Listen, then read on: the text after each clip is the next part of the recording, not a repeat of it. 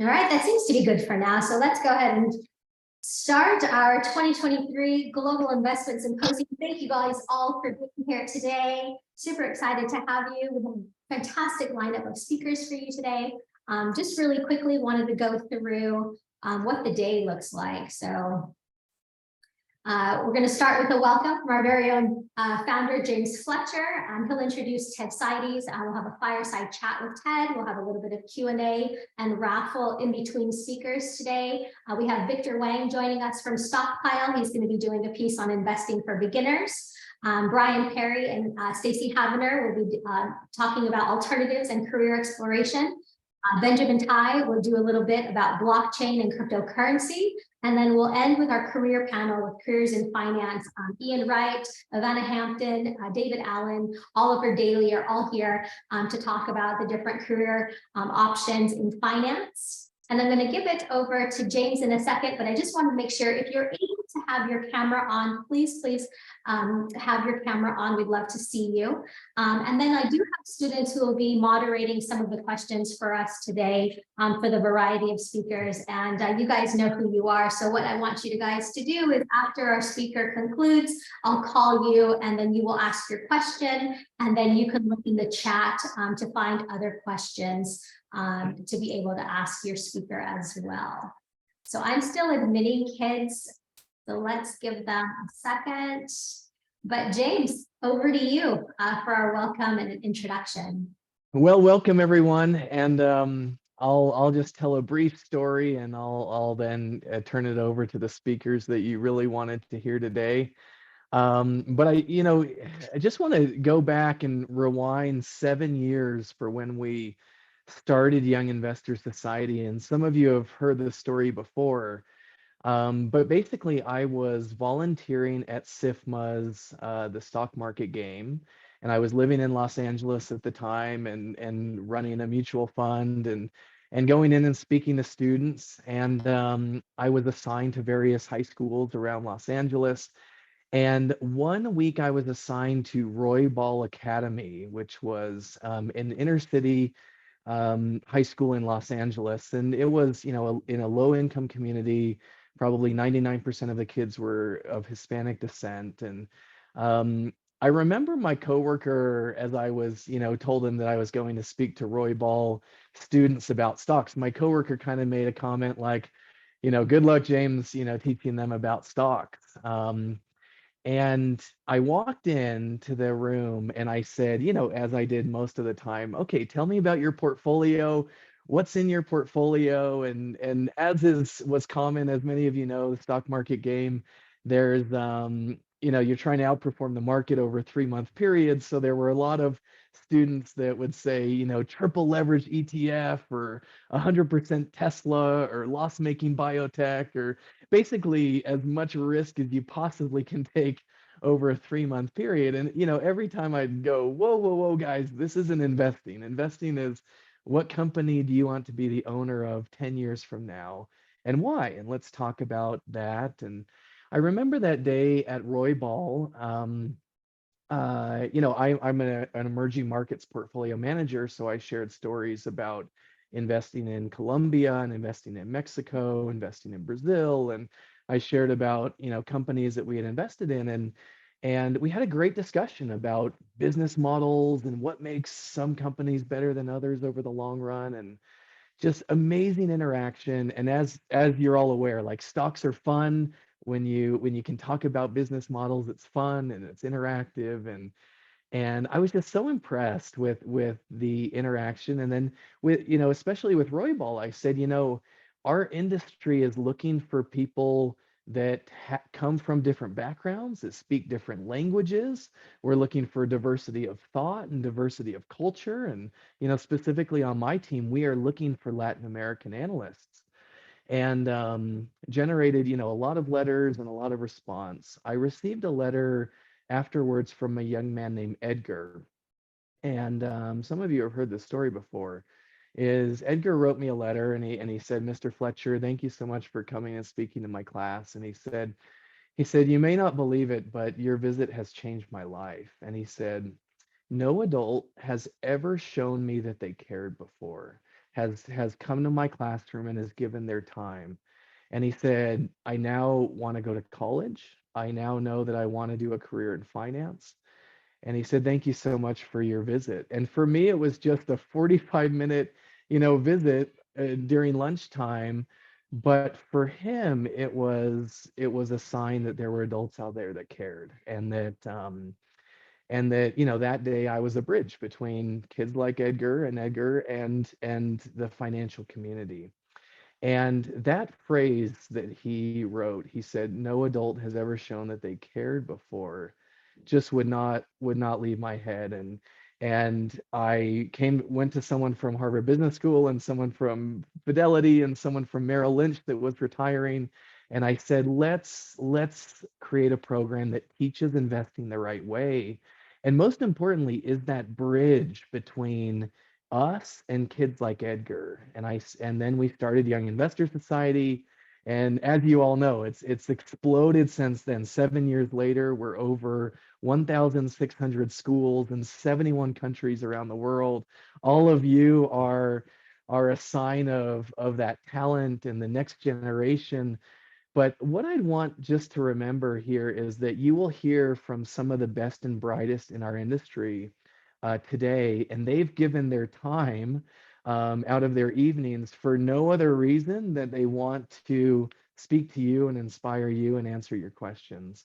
And this was exactly that vision that we had 7 years ago of being a bridge between, kids like Edgar, kids like yourselves, and the financial professionals in the world. So I'm so grateful for the speakers. You are the ones that inspire, and you're creating that bridge.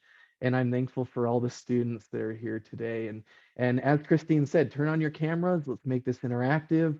We'll have students be moderators, and we'll have me and some of the others be moderators of the panels. But feel free to ask questions in the chat and make this as helpful as you possibly can for yourself and for your career.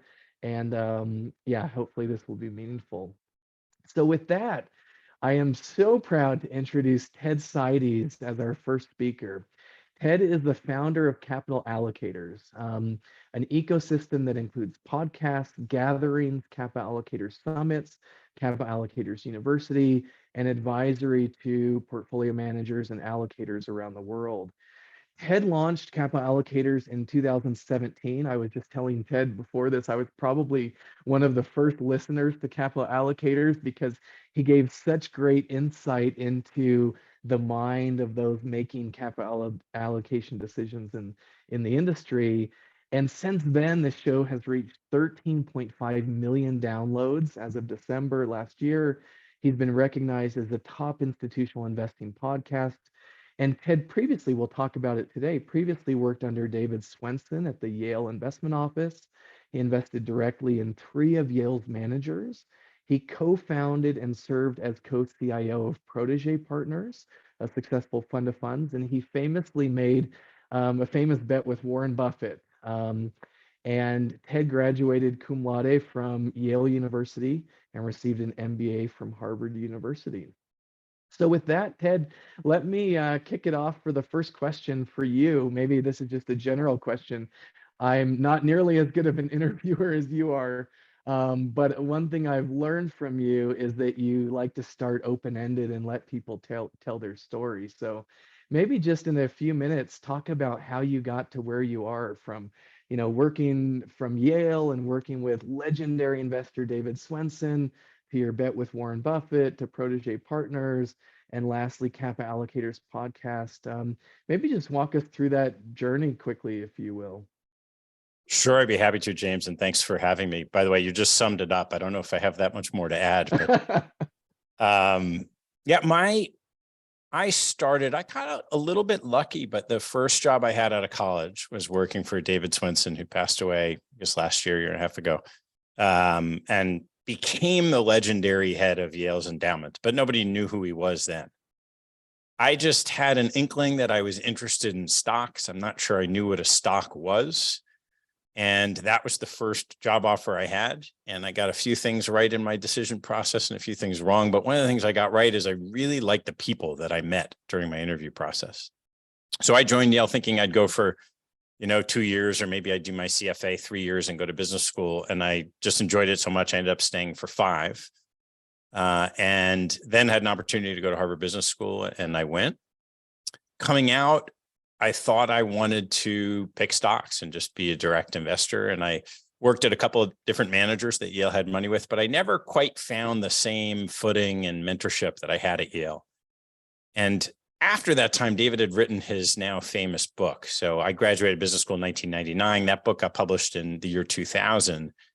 And all of a sudden, people who had never heard of my background when I went to school were calling and offering me different job opportunities. So I had an opportunity to go back into the manager selection side of investing, and did it in hedge funds, not because that's something I knew and understood at Yale, but I just knew it was broad and it was mostly focused on the public markets.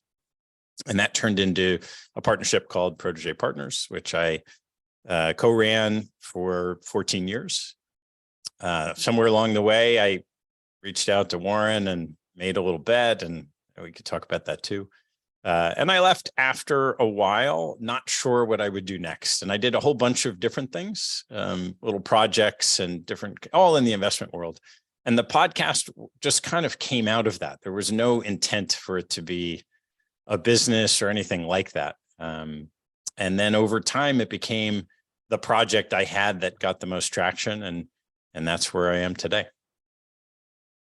It's an amazing, amazing story, Ted. And I think it's great. I mean, just for our listeners, I think it's great to see, it was a career that developed as it came, right? So it was winding, and Ted made pivots. And I mean, looking back, it just seems like each pivot was wildly successful, but I'm sure in the moment it was a lot of twisty roads to get you to where you are today. Maybe just, I don't know if all of the students know the story of the bet with Warren Buffett, but maybe just summarize that, Ted, because it's just such a great story. Sure. There's a lot to it, but the simple version is in 2007, I was managing a portfolio of hedge funds, a hedge fund of funds.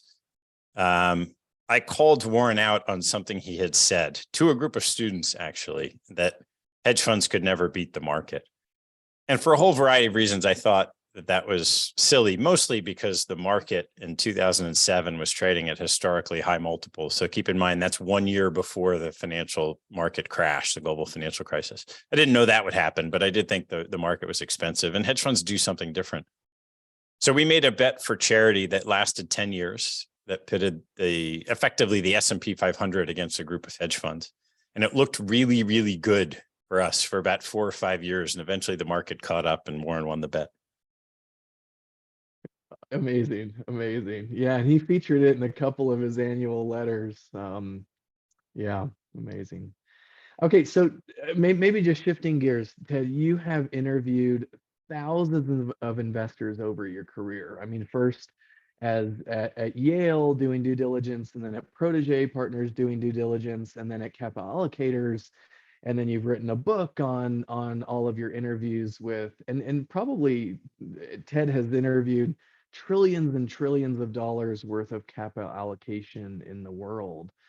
What are the main lessons that you take away of what makes a successful investor? Yeah, what would you share with these budding teenage investors?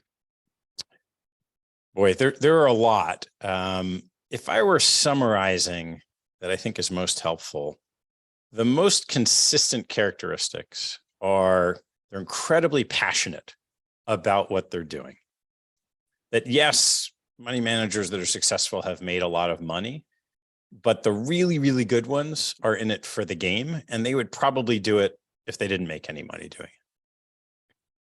it.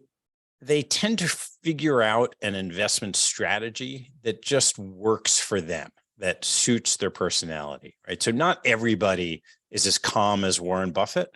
And so a really long-term approach to investing doesn't necessarily suit someone who is a high energy type person, but they find something that works for them.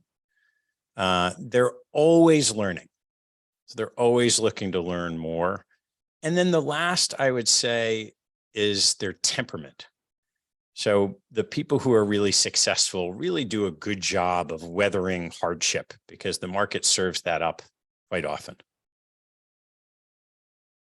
Amazing. Do you have any stories of investors that just stand out to you that demonstrated a skill that they had or a lesson that, yeah, was interesting, a takeaway? Any stories of successful investors?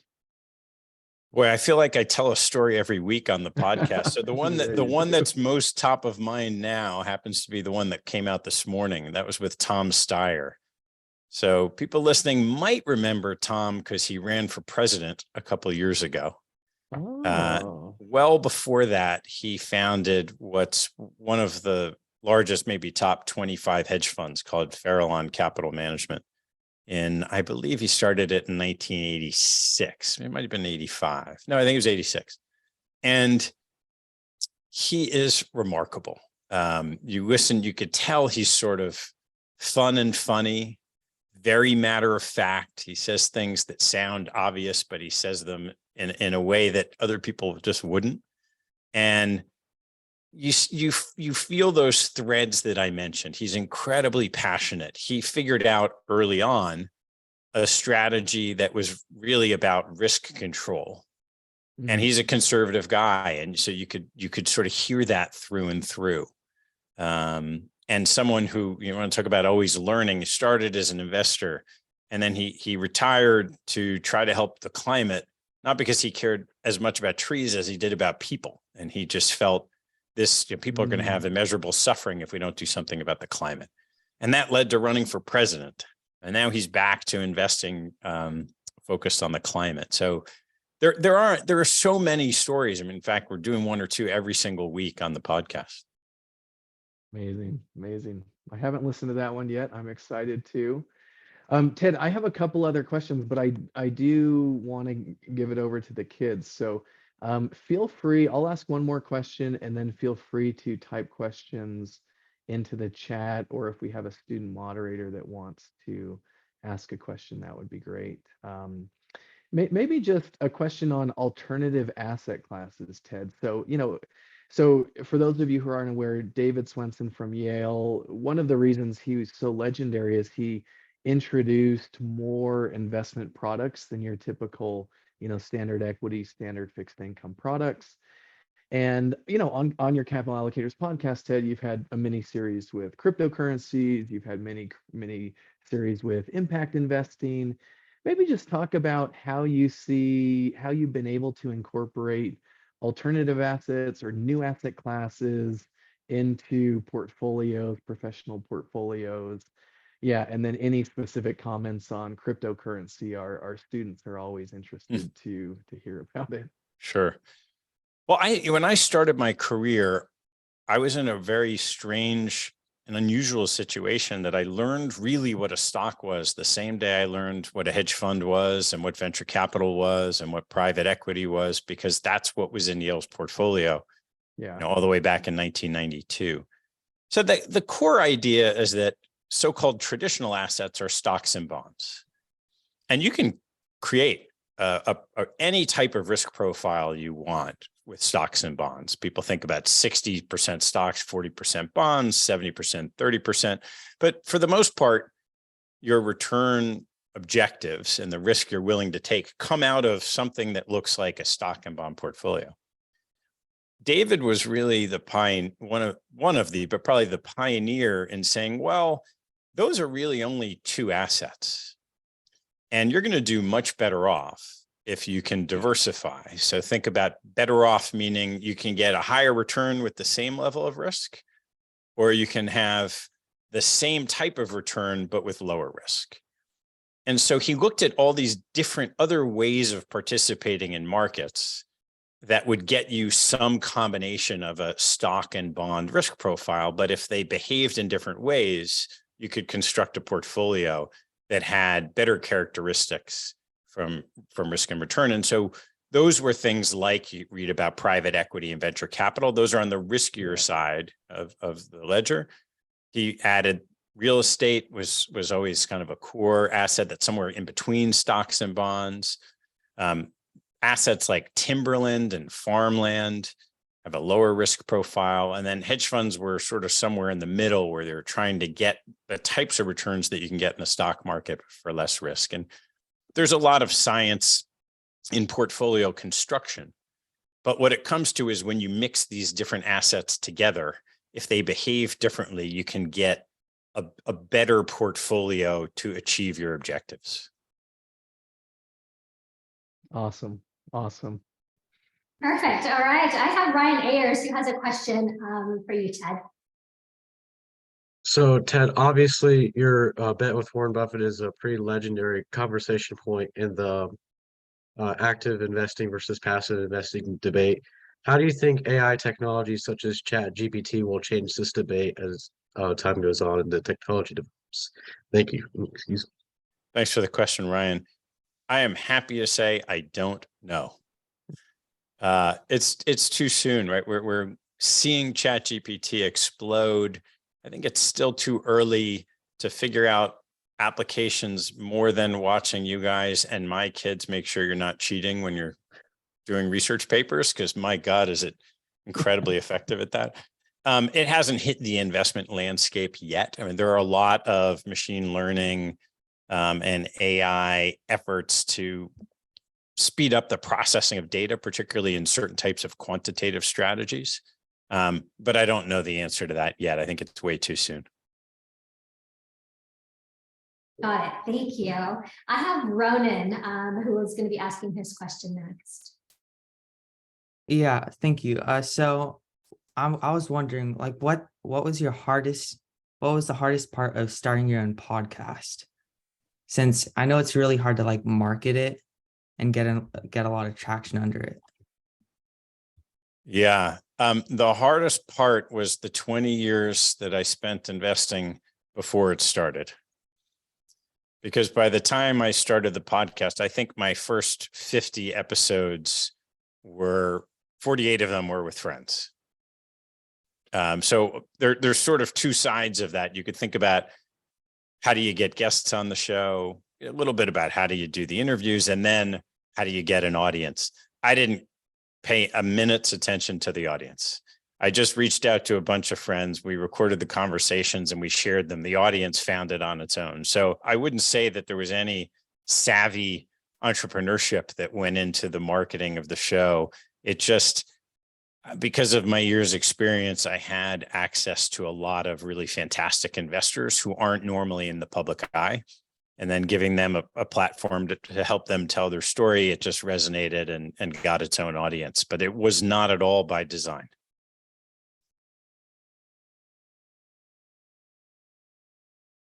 Great, thank you. Now, if anyone else has a question for Ted, please type it in the chat. I see a question from Lily. Lily, did you want to ask Ted your question? Sure. So, Ted, I know you talked a lot about how temperament is a really essential characteristic for people who are going to be successful in the investment industry. But how do you think young people should approach learning how to become temperamental in that way? Wow, that's a great question, Lily. The word that's coming into my head is meditation. Because what we're really talking about with this temperament as it relates to investing is being able to be level-headed and even-keeled at times of stress. Some people are more naturally wired to be better at that than others, but I think everyone can improve, and meditation is probably the best way to do it. Thank you. Excellent. So I have a couple more questions. Julia wants to know, what investment activities do you do in your day-to-day life? She's wondering about what podcasts you listen to, what articles you read, books, that kind of stuff. Yeah. Less actual investing than I used to, just because of time. And I have to listen to our podcasts a lot because we edit them and make sure they're what they should be when they go. So I don't have as much time as other people to listen to others. There are a couple of podcasts I really like. It really depends on what interests people about investing.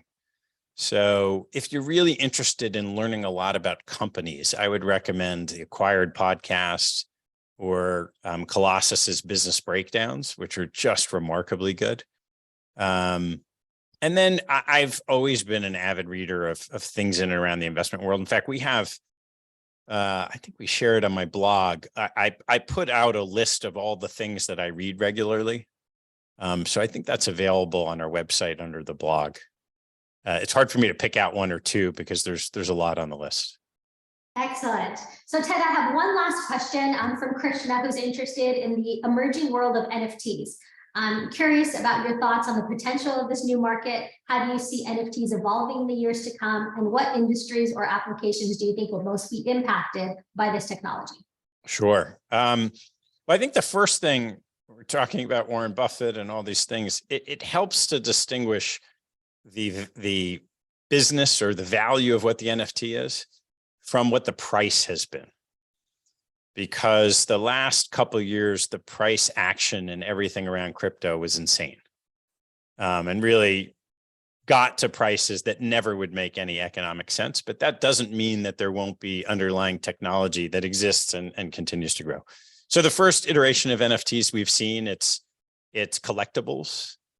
So we've seen that in art, the most prominent in certain sports assets and memorabilia, and that's an obvious one. The use cases I think we'll see from here are in and around communities. So you could think about going to a concert and getting an NFT for the concert. Then the holders of that NFT are now connected to the artist, and they can do different types of drops. It's, again, I would say very early to know what's going to get traction in that space. And every time you have one of these big sell-offs in price, it scares a lot of people out. Capital kind of goes away, but there's a lot of capital in the space and a lot will be created. Thank you. Great, thank you so much. All right, Ted, that wraps up our fireside chat today for our Global Investment Symposium. Thank you so much for being here today. Thank you so much for taking the time to be with our students. I think it's been amazing. James, did you have? No, thank you, Ted. That was amazing. And I get asked about NFTs and I have no idea. Your answer was way better than mine. So yeah, thank you for all the wisdom you shared, Ted. It meant so much. And yeah, thank you so much. My pleasure, and good luck to everyone. Thanks. All right. Right. So thanks everybody. I'm super excited. I feel like I just want to copy what James and Ted said and just be done. But really great perspective on that.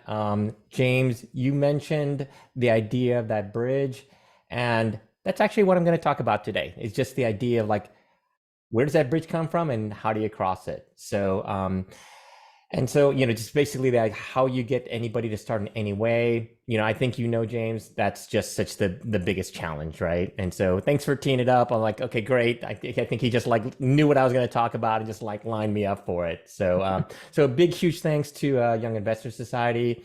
They do such an amazing job preparing the next generation of investors. That's all of you folks right there. And it's just an honor to, and to work with them each and every year. They just provide such a critical opportunity to go beyond just financial literacy, the book stuff, and give students the opportunity to get real hands-on learning. There's truly no better way than real-world experience. It's something that Young Investors Society knows. It's something that all of the speakers know, and it's something that we want you guys to know as well. So, we're going to do a little exercise here. So we're going to start with a trip down memory lane. And it's not going to be my memories because my memory is not what it used to be, but we're going to start with your memory. So for a moment, I just want all of you to close your eyes just for a moment and think of the first time you started something new. And when I say new, I mean completely new, something you were absolutely uncomfortable or terrified just thinking about. Okay, you can open your eyes. All right, so now that you have that fear fresh in your mind, it's for everybody, it's different. For some, it's playing a new sport like basketball. For some, it's like trying a new instrument and playing it in front of like your relatives. For me, it's singing karaoke in front of a bunch of strangers. So it's pretty much, but that feeling of fear, it's pretty much the same. And the journey's the same for everybody, right? There's uncertainty, like, do I know what the hell I'm doing? Fear, am I going to make a complete fool of myself? And just a little bit of hope. Maybe it'll all work out and nothing bad will happen, right? So I would contend that that finances is just like all of those new beginnings. It's hard to start, there's a learning curve, and it's hard to create a pattern of behavior. And of these, I would say the most difficult step is by far the first one, simply starting. There was a famous marathon runner, And he said, the hardest part of every morning run is the trip from the bed to the floor. And even though none of us are Olympic marathon runners, we know how that feels.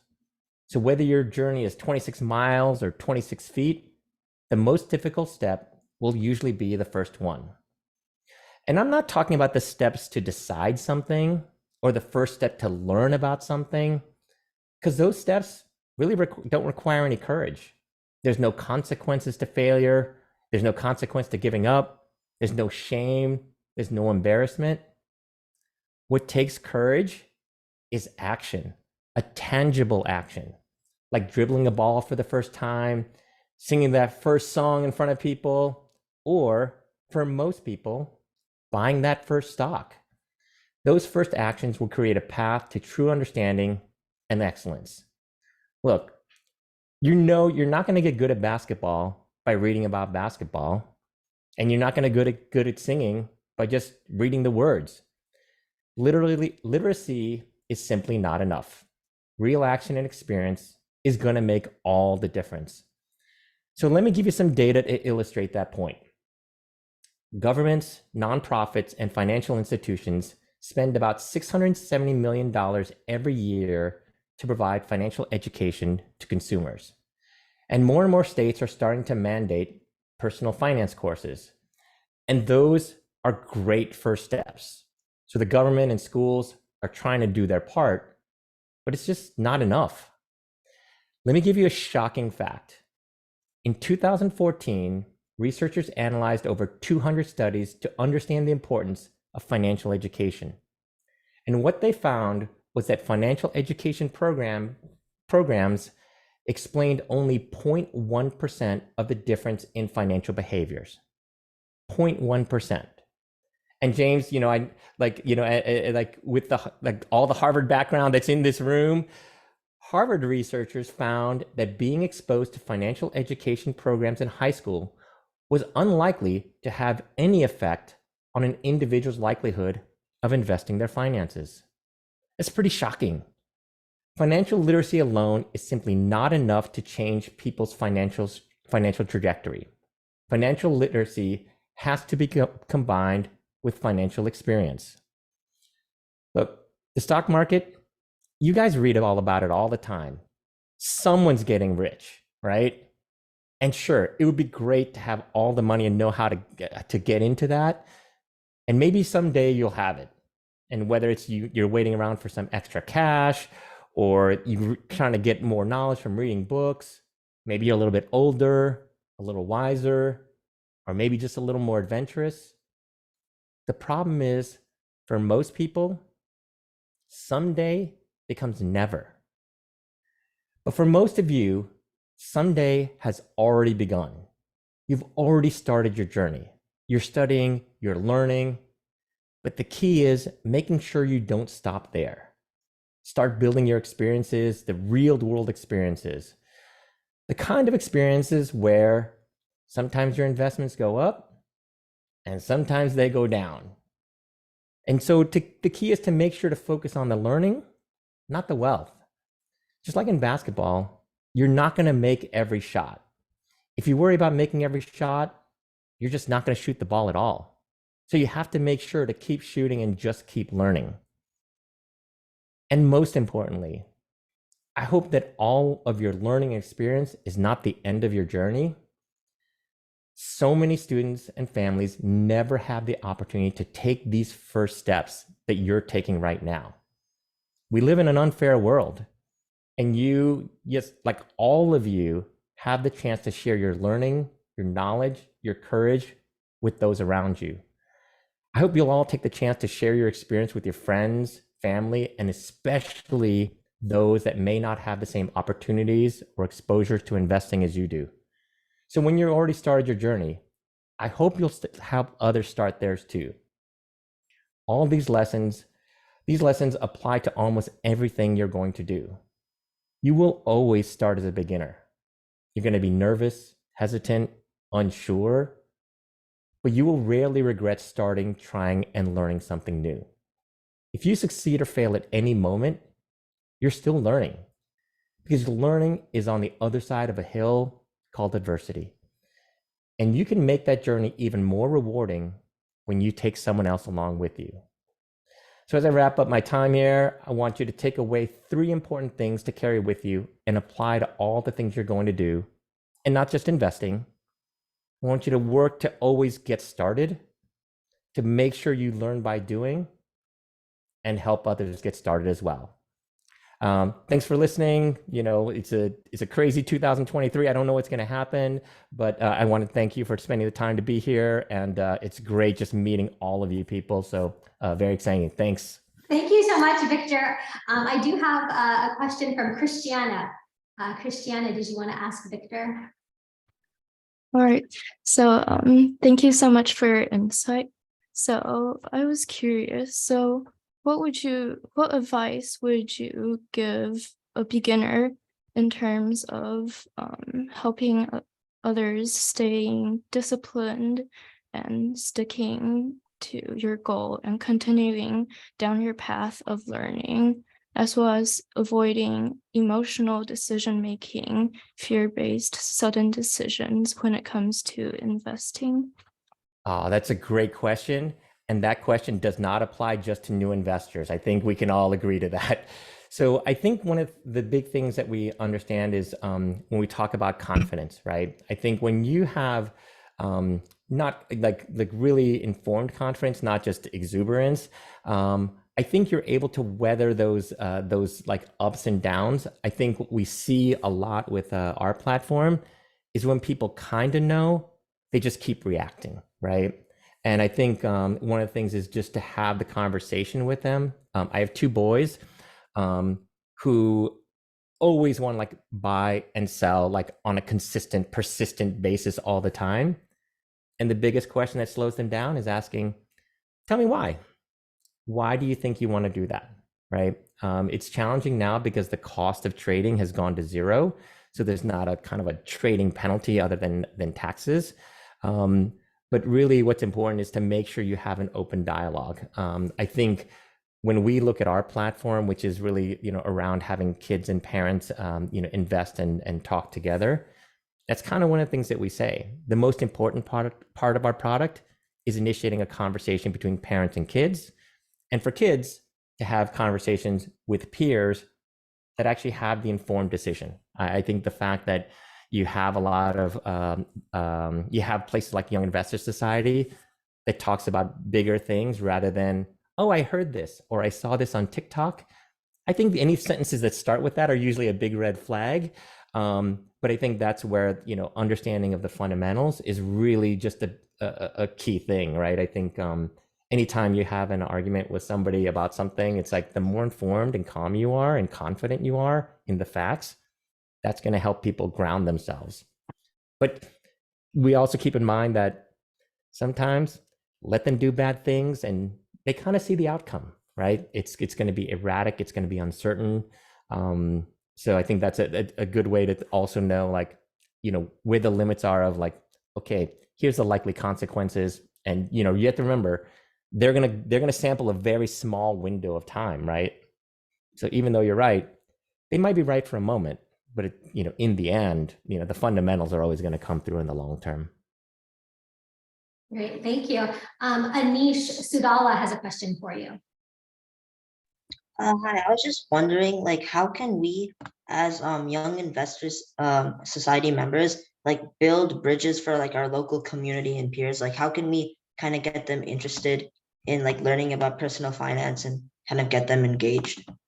Oh my God, that's great questions. Okay, so I want to do this like every day. So I think one of the key things is really just talking about it, right? I think you know, when we look at statistics, right, the things that people want to talk about with their family and friends, money is less popular than death and disease, right? So people just don't want to talk about it. So I think one of the things that's really critical is to make it a subject that's open conversation. Say, oh, I read this, I heard this, I talked about this, making it something that is not unapproachable, right? I think we see that over and over again in our research. Most people, when they talk about finances or money, they're nervous and scared to talk about it. You know, they feel judgment, they can feel shame, they can feel like, oh, I don't know anything, I better not say anything. You know, just creating the conversation to create exchange between peers. I mean, that's the big part of it. It's like, oh, let me show you what that means. Let me explain how this works, rather than, hey, let me show you I know more than you, which, okay, it's very rampant in the financial industry. So the fact that you're going to have an open conversation that's approachable, that's going to make the difference. It's just like any other topic with friends. Thank you. Great, thank you so much. Victor, again, thank you so much for joining us today. Lovely insight on how to invest for beginners. And like I said, thank you to Stockpile. Stockpile has been an amazing supporter of Young Investor Society. Not only do they sponsor our trivia for today, but they also sponsor our prizes for our global stock pitch competition, as well as our Start Investing Now program. We do the monthly Stockpile card giveaway, and that's all due to Victor. So thank you, Victor, for supporting Young Investor Society and for being here today. Thank you. We appreciate it. Thank you, Victor. Today we have Brian Perry. Brian Perry is the Vice President in the Alternative Investments and Manager Selection group based in Salt Lake City, where he works at a large institution on alternative investment solutions. He's also head of Ames Salt Lake City and a member of the Goldman Sachs Salt Lake City Leadership Council. Prior to his current role, he was a member of the Ames investment team based in New York. Previous to Goldman Sachs, he was a rotational associate at New York Life Securities, also based in New York City. He served on the board of Special Olympics Utah, and he received a BA in economics from Brigham Young University. Welcome. And Stacy Perry. as well. Stacy Havener as well, Christine. I'm not sure Stacy Havener is. Oh, there she is. Let's She's right there. Unmuted. Let me also do an intro for our guest speaker, Stacy Havener. Stacy is the founder of Havener Capital Partners, a sales and marketing agency that helps boutique asset managers build, launch, and grow funds. Havener Capital is on the mission to level the playing field in asset management by raising $100 billion for boutiques over the next decade. She's made her career raising $8 billion plus for new undiscovered funds that led to $30 billion plus in following on assets under management. Prior to finding her niche in capital raising, she was an award-winning writer who dreamed of becoming a literature professor. She received her Bachelor of Arts in English Literature from Western Connecticut State University, graduating summa cum laude. And at the heart of it all, there's one thing that Stacy believes in, and that is underdogs. So welcome, Stacy. Thank you so much for having me. This is a true pleasure. Perfect. We're excited to have you and Brian Perry as well. So I'm going to give it to Brian first, who's going to talk a little bit about alternative investments, and then I'll hand it over to you, Stacy. Sounds great. Excellent. Hey everyone, nice to be with you, James, Christine. Great evening. Thank you for making it easy for me to follow Victor and Ted. That kind of you guys. But you know, really impressive questions, by the way, from this young group of individuals. I wish I had that kind of insight when I was your age. Like, geez, I wish I had it now in some ways. So I work at Goldman Sachs. This is actually, you can see that this is the headquarters right behind me. I'm actually about 100 feet from it right now. I'm based in Salt Lake, but I spent Salt Lake City, where I was born and raised, but I spent a little over a decade in New York City. And I work in it's called our Asset and Wealth Management Group, right, or division. We invest a little bit more than $2 trillion, right, on behalf of our clients, right? Throwing some staggering numbers out there just to give you guys a sense of the scale of this industry. And my group specifically works with nearly all external investment managers. We do a bunch of different things. We could talk about it, but we're about 350 billion. And I've been in that group for 13 years.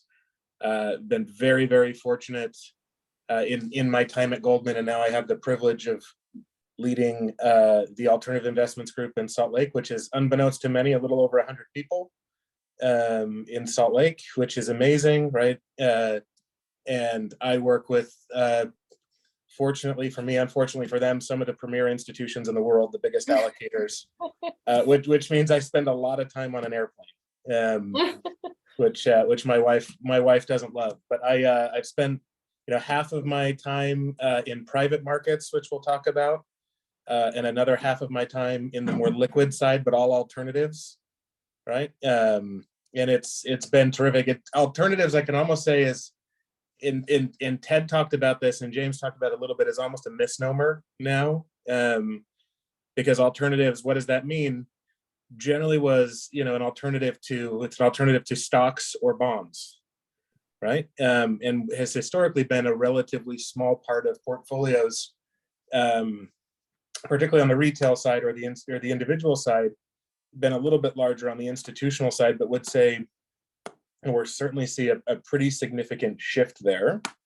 And the way to think about alternatives is in two broad buckets, right? There are private assets, private markets, such as private equity, private credit or private lending, private infrastructure, and private real estate. And then the other is hedge funds, right? Which operate mainly in public markets, but use less traditional tools, which we can talk about, are a little less constrained. There's another area of alternatives. Again, if you want to call it a little broader categorization here, the NFTs, which you talked about, crypto, art, all of those things could broadly be considered alternatives. But I think most importantly here would be all the alternatives that we'll talk about today are the ones that are probably more appropriate for institutional or even more importantly, individual investors. And so I would think of those as private markets and hedge funds, right? Private markets is really anything that is not publicly traded, right, on an exchange. So that, again, that's private equity, real estate, venture capital, in private credit, right? The general idea in private markets, right? It could be just on the venture capital side. It could be your neighbor around the corner has, just to give you a sense of the scale here, the neighbor around the corner has a brilliant software idea and is going around to all of his good friends and is marketing the idea. That's early stage, seed stage, angel investing stage, venture capital asking for $10,000 or $15,000 to, there was a deal announced today in my hometown, or a potential deal announced today for $12.5 billion to take a company private, right? That's already public. So just to give you a sense of the scale and how different these types of transactions can be in private markets, I think is important. The interesting idea behind private markets, or the reason why you would invest in them, is theoretically they're less efficient, right? Because what you don't have, because they're not traded on an exchange, you don't have what's called price discovery, right? And so you can go to a stock market, or you can get on your Robinhood app, right, or whatever you use, and you can see, when markets are open, right, you can see what the price of a security is at any time that exchange is open, and even after hours as well, right? Because you have enough buyers and sellers pooled together, right, and they're making a price, they're making a market, right? There's price discovery in the private markets. Sometimes it can just be one buyer, or it can be a little bit more competitive, but it's certainly not as liquid, right? Meaning there are fewer buyers and fewer sellers. And with that, there's a trade-off there because it is illiquid, right? It means you can't sell it anytime that you want to, like you can, on the more kind of traditional liquid, more liquid side of the market. In hedge funds, but in private markets, because again, just to make the point, because there's not as much price discovery, you can sometimes come in and buy things for cheaper than their true value, right? And therefore, and then help grow it over time, and therefore you can potentially increase your return profile. Would say in hedge funds, sometimes they call these absolute return, right, vehicles, and what that means is, and it kind of depends on the strategy. There's all different types. Basically, the idea is for them to produce returns across all different types of market environments. And a really good example was actually in 2022. Right, the stock market and fixed income, interestingly, which almost never happens, were both down kind of mid-teens, so about 15, 16%, right, depending on what you're looking at. when you look at a certain basket of hedge funds or just hedge funds overall, particularly the portfolios that we invested in, we were up anywhere between 5 and 18% last year, right? So the idea is to deliver constant absolute returns regardless of what the macro backdrop is. But I will pause there, right, lest I ramble, and see if there are any questions, and if not, we pass it over to Stacy. So Brian, I do have a question from Ishan Shambag today. Oh, hello, Mr. Perry. Thank you for speaking with us today. So, I had a question regarding your viewpoint on the stigma regarding the different types of stock trading rather than long-term trading. So, with the emphasis on long-term trading, obviously, I feel like a stigma is formed around like swing and day trading, right? And many people just seem to call it like just another form of gambling. So personally, I do swing trade, and I have found if enough research is done, you can definitely make it where it's less of gambling. So what is your view on like these other types of trading, and do you prefer younger investors stick to longer term trading with all these blue chip stocks? Or yeah, yes, yes is the short answer for you. Here's what I will tell you, my friends. Yes, there's absolutely a role for trading in portfolios, right? But I will tell you on the other side, let's go to the meme stock frenzy, right, at the beginning of 2021. I will tell you, so there was obviously a lot of froth or interest in a certain basket of stocks, right, that were driven up over and over again by retail investors. Eventually those came down to earth. There are people on the other side with not unlimited, but nearly unlimited resources, right, technologically, right, and from a data perspective, that are meant to pick off the individual traders, right, largely some of these quant and systematic hedge funds. And so I would be very wary as an individual going into, call it, momentum driven trades, if that answers your question, right? I think better for individuals to think about buying and holding, right, rather than trading. I think that's a much better discipline. I think once you get into, again, more institutional types of portfolios, these types of investments, not single stocks, mind you, but in baskets of stocks or factors, factor-driven portfolios definitely have a role. But as an individual, I would steer clear, unless you think, to James' point, you want to own it in 10 years.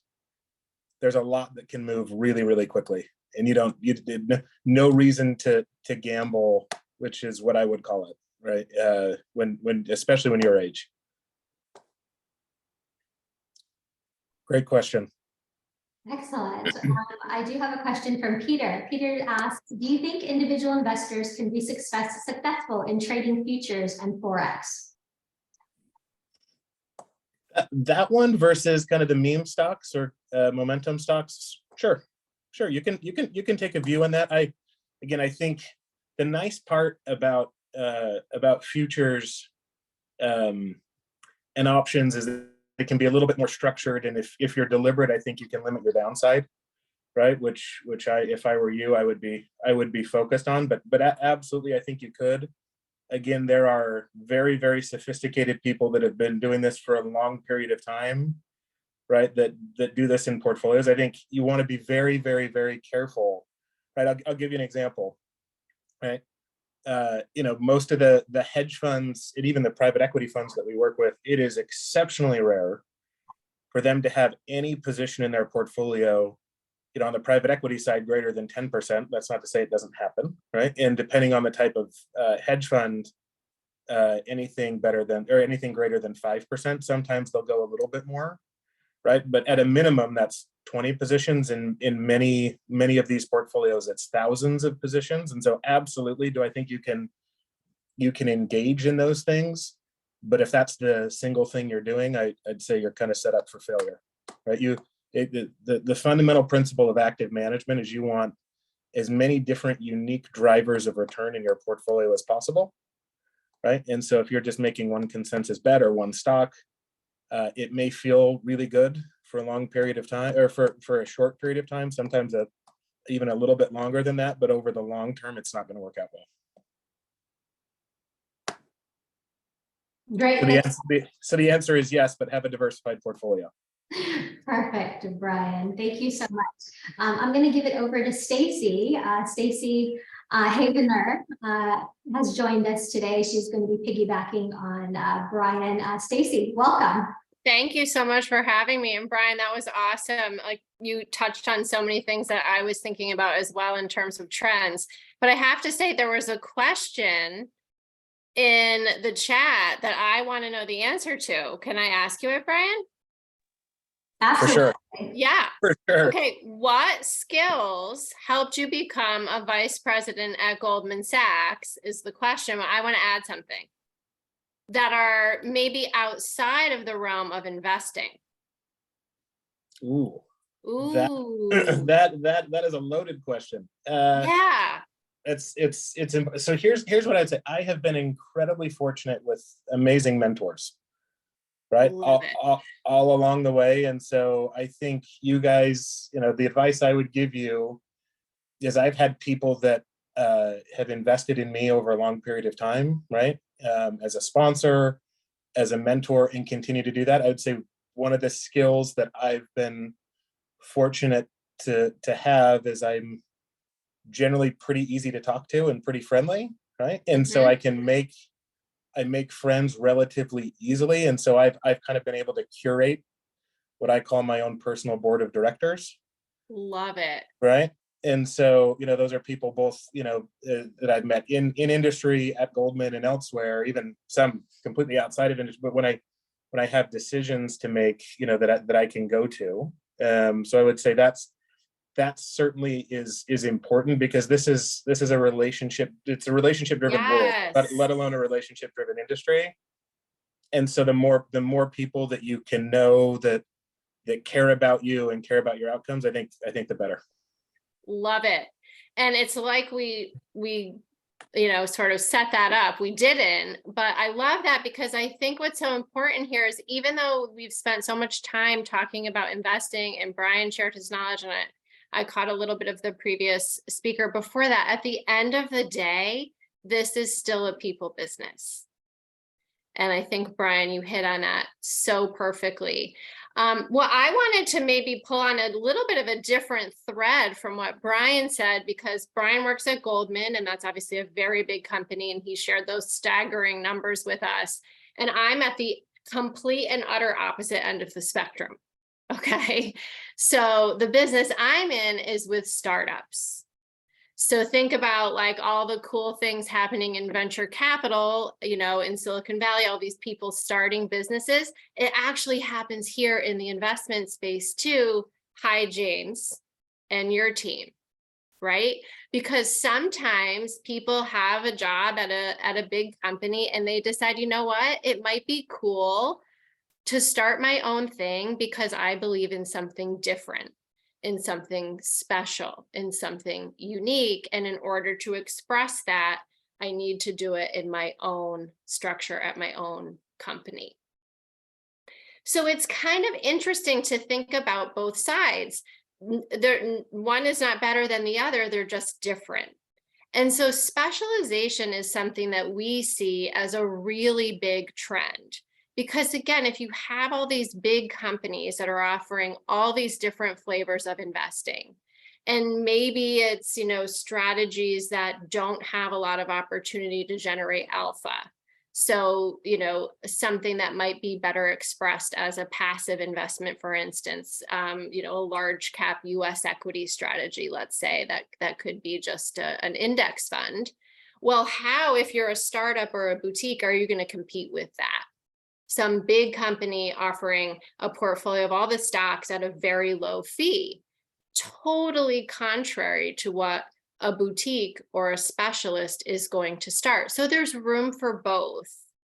So some of the trends I wanted to point to, and Brian, you hit on some of these, but we're seeing specialization go even more niche, even more narrow. So that could be in terms of a private fund, a limited partnership, a hedge fund, let's say, or just a venture fund, where they are raising less money for something super specific. For instance, we have a client right now who it's one of the largest, wealthiest families in Bolivia. And they have a chef who I haven't watched the Food Network in a really long time, but pick like your favorite top chef here in the States. They have the equivalent of that chef in Latin America who's launched some restaurants internationally, and they're expanding. He's got like 60 restaurants in Latin America and other countries, and they're starting to bring those restaurants to the US. And so they are looking for people who believe in this type of investment, family offices, RIAs, and they're only raising $30 million. That's such a small raise for something super specific. But again, specialization. So that's one example I thought I would hit on. So if like you jive with restaurants, how cool, you get to combine your investment expertise with your foodie side. And here you have this really cool strategy that you could be working on. Another trend, and Brian, you hit on this, there's this big push to democratize alternative investments. And so what does that mean? So typically, private equity, venture capital, private equity, real estate, art investing, these are segments of the market that were only available to the ultra high net worth or institutional investors. And what's happened over the last few years is people who are really creative with product development have figured out ways to take some of those sort of exclusive strategies and bring them down to the masses. How cool is that? So now here you are, you've got $5,000, $25,000, $50,000, whatever it is to invest, and you can get into the same type of strategies that have previously only been available to the, 1% of investors in the world. So that's also an interesting trend, because you're seeing vehicles like mutual funds or interval funds that are more commonly associated with traditional investments now serving the alternative investment market. Another specialization, another area of niche. And the last one I wanted to say is even on the long only side, and again, James and his team is a perfect example of this, you're seeing that specialization is rewarded, right, in long only, because are you going to compete with that, large cap US strategy from a very big company that's operated at a very low fee, that's very hard to differentiate? Or are you going to come out with something that maybe is a segment of the market that other people don't have a specialty? Emerging markets, frontier markets, water investments, natural resource investing that's a play on carbon neutrality. There's all these really cool niche strategies coming out, even in the public markets, even on the long only side. So I think what it does is it just gives you another vantage point of, sure, you can go in to something and be more of a generalist, but if you are really passionate about something that seems super specific, that's okay too. That's viable. And in fact, that might even be valuable in a way that some of those generalist strategies aren't. So boutique still works. You can be a startup in the investment space, and it works even better if you specialize in something. So I'm happy to take questions on that, but I'm so excited for all of you. I think you're entering the investment industry at a time when the world is truly your oyster. There's every flavor of investing is kind of coming to market right now, and you're in a place that you actually get to pick. And I think that's super exciting. Stacy, I know we're running over time, and I know we're Yeah. gonna have a ton of questions from the kids, but I mean, in my mind, you really have brought the personal side to boutique and fundraising, and you've been on podcasts and shared sort of your advice on sharing stories as Yeah. part of the marketing of investment funds and bringing stories into the industry. maybe just talk about that to some of these young investors. 'Cause I think Sure. that- I would love to, and just seriously, like, jump in and cut me off at any point, because I will not take offense to that. We're all friends. So storytelling is kind of my jam.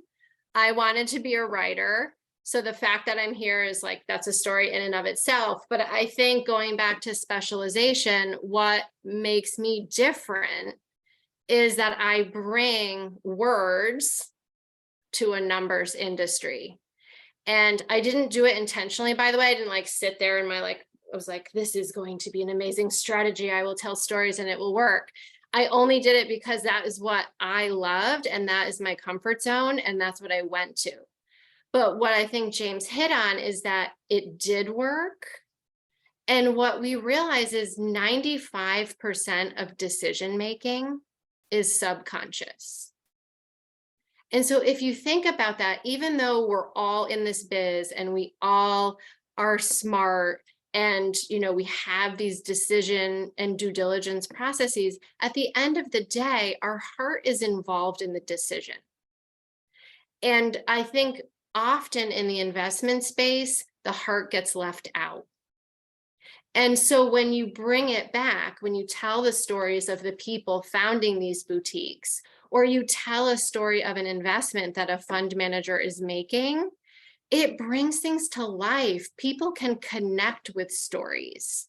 And so it's not just, is this a good investment? It's, is this a person that I want to partner with? Is this a company that I want to work with? Do I know, like, and trust them? And storytelling really brings that connection and bridges that gap. Great. Thanks so much, Stacy. I have a question from Lily. Yes. Hi, Stacy. Really nice to meet you. I'm Lily. really happy with what you said. It's great to hear that. But as someone who's considered entrepreneurship before as a possible career, I was wondering that since you work with startups, what type of characteristics of those startups do you think define the most successful ones within the investment industry? How much time do we have, Lily? That is such a great question. So successful characteristics of a founder. Well, the first thing I will say, and James, maybe you can attest to this, entrepreneurship is like this, and that could be before 9 a.m. Okay, like literally peaks and valleys, and it's not even lunchtime. So what's fun and also maybe challenging about entrepreneurship is that you have to be able to roll with the punches. Things are going to come at you that you don't expect. And if that makes you uncomfortable, you'll hate it, because some people are just more set up to deal with, like, I need to know all the things and kind of be in my lane and do my thing, where entrepreneurship is the opposite of that.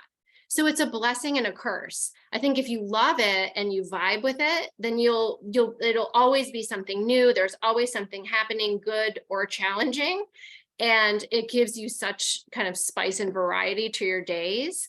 And the market does that in general, no matter what. But I think the entrepreneur side adds a very different element to that. So being able to creatively solve problems and kind of roll with what comes your way is super important as an entrepreneur.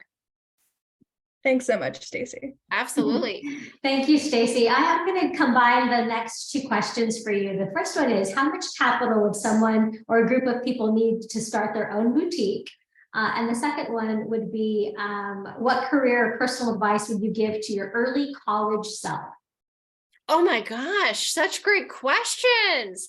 So how much capital do you need? I think the break even on a fund is somewhere around 25 to 30 million. So does that mean you need to bring the 25 to 30 million? Not necessarily. Not all of us have that in our back pocket.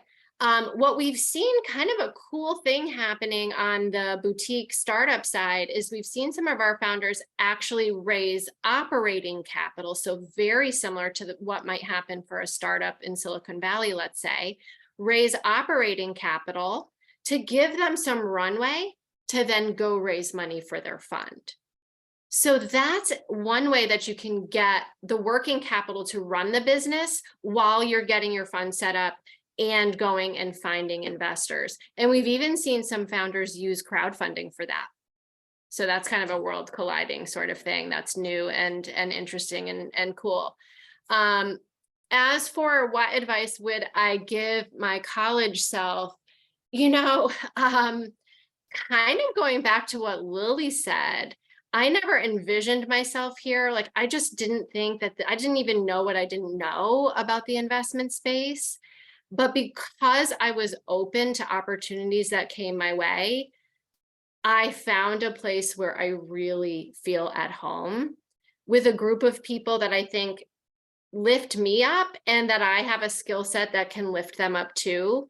But I wouldn't have done that if I was really rigid in my path.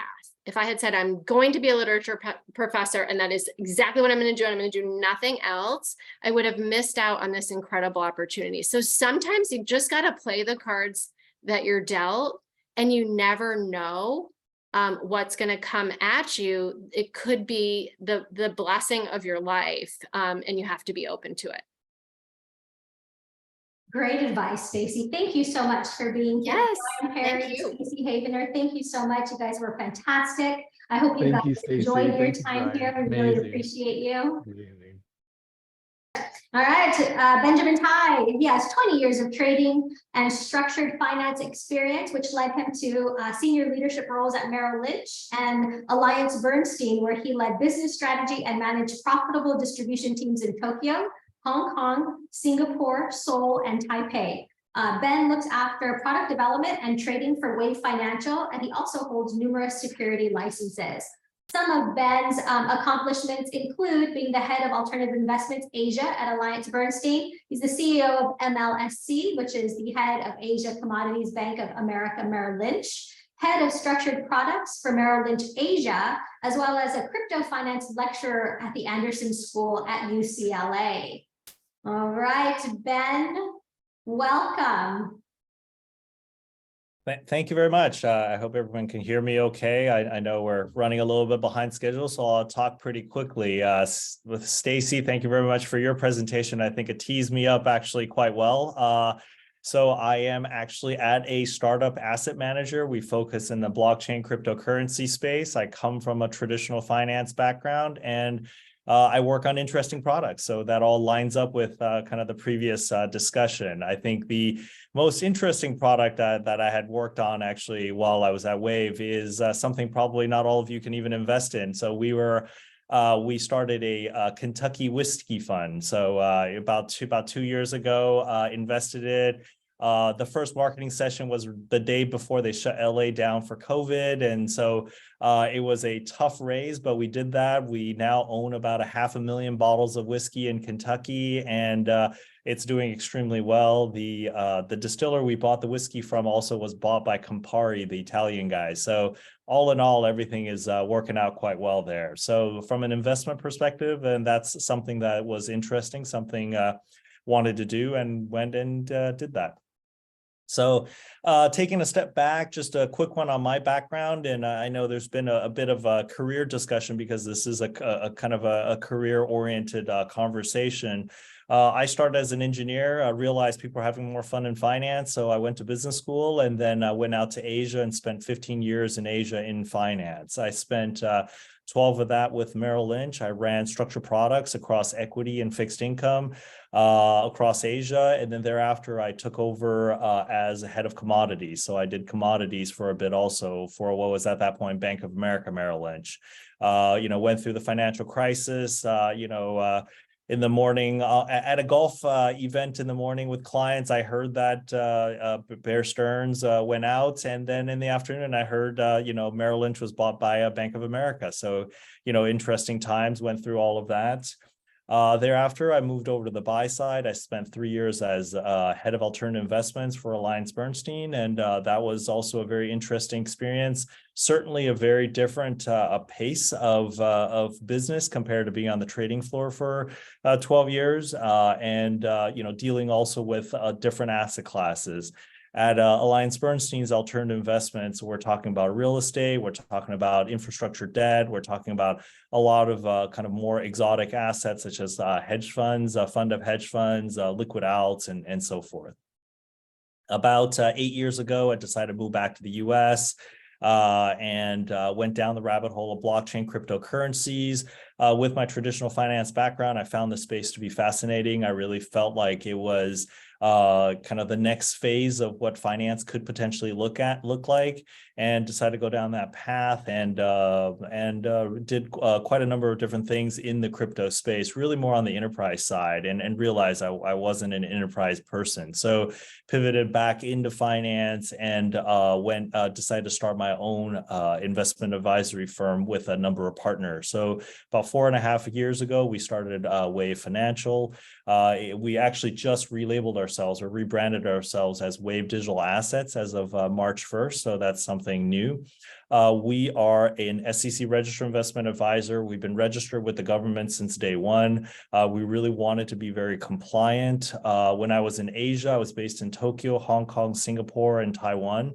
And I was licensed as a securities representative in all of those countries, along with the US. So sat through a lot of exams in many different languages and countries and so forth. So from that perspective, it was actually a really good experience because I had a variety of different exposure to the regulatory environment. And that's something that's actually very important because finance really is operated under let's call it a regulated environment. It's important to know what the regulations are, where the boundaries are, not to overstep the boundaries, but understand how that works. And it's slightly different from country to country. And it also, someone has told me this, and I don't want to sound too supportive or against this idea, but a lot of fintech is about making sure you stay within the bounds, but push it as close to the edge as possible. So, there is a bit of that, and I'm probably at the edge of that space with regards to being actually in the blockchain cryptocurrency space.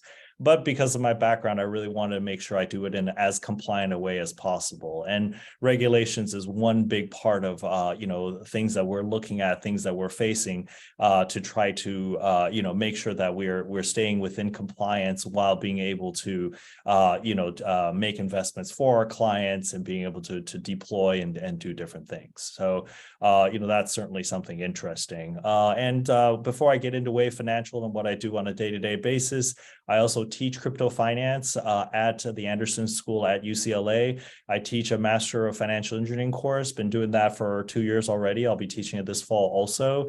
And separate from that, I'm starting to teach the Master of Quantitative Economics in the economics school. But I keep looking at it, and it really sounds like a very similar program, actually, the two master programs. So it's something, and both programs are very interested in learning more about crypto and having that exposure there. In terms of the space we're in, when we first started, Bitcoin was trading at about 6,000. It went down to 4,000. We all sat around and said, are we in the right space or not? 2 years ago went up to 60,000. Everybody said, oh yeah, no, of course we're in this space. That's why we're in this. And then back down to about 15,000, and we're back to, should we be in this space? We're back to 23. So, it's been a roller coaster ride. I think somebody mentioned a roller coaster ride in the morning or before lunch. And my lunchtime changes all the time, depending on the amount of work I have. So the roller coaster is a variable in terms of the amount of time also. So, but overall, it's been an extremely interesting space. We've seen a lot of new developments in it, a lot of rails, a lot of new things that people are able to do. And at the same time, we've seen a lot of failures in this space. In a new startup space, a lot of failures will happen. This is not a surprise.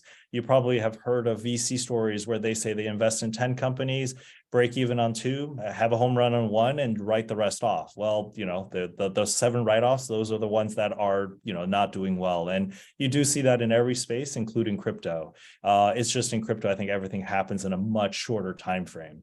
Normal VC space, I think we're looking at 10-year lockups, and in the crypto world, I think we do like 5-year lockups just because everything is so compressed from a time perspective. So let me get into a little bit about Wave Financial, what is now Wave Digital Assets. We are a crypto-focused asset management firm and wealth management, treasury management firm.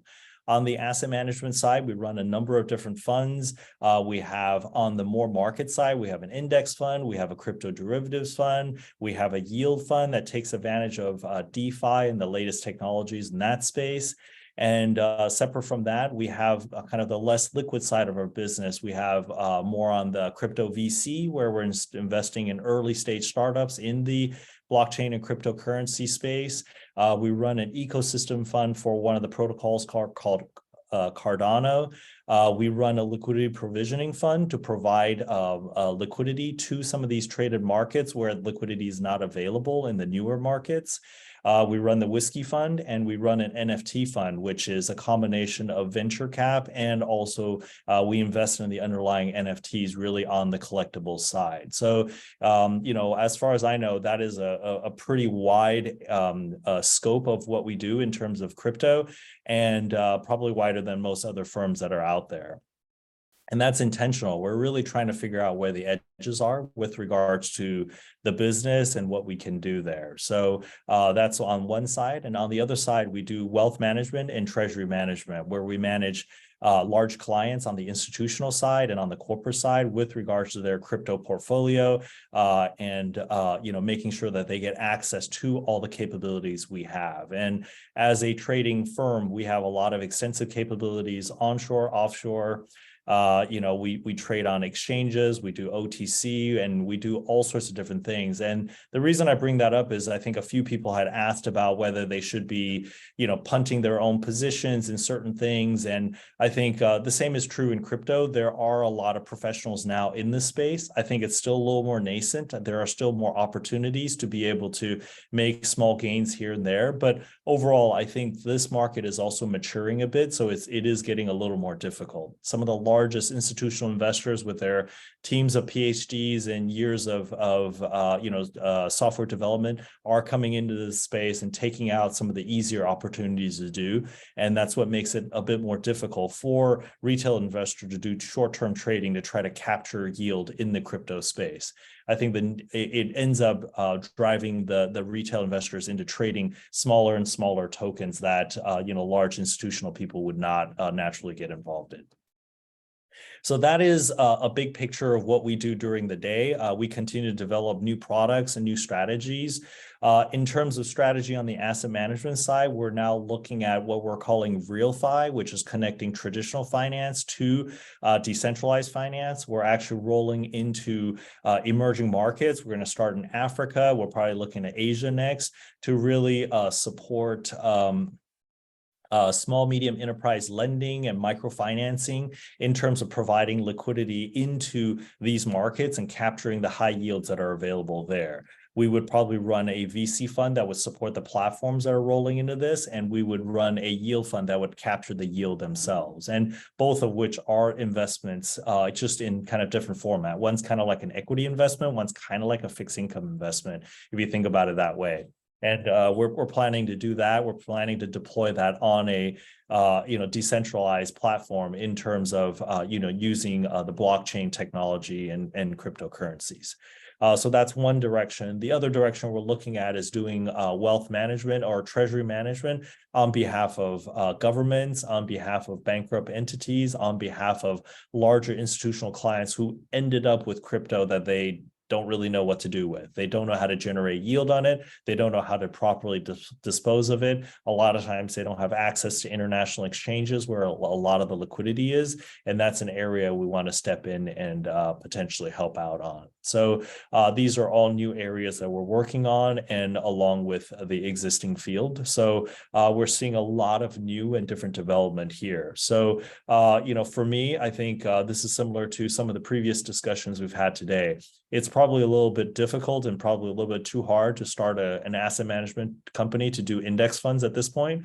But we have an index product in the crypto space because it's all new. Everything is greenfield. Everything is a lot easier. We're trying a lot of different things. The chance of failure is much higher because a lot of things are not tried and true, but there are also a lot of chances for potential success.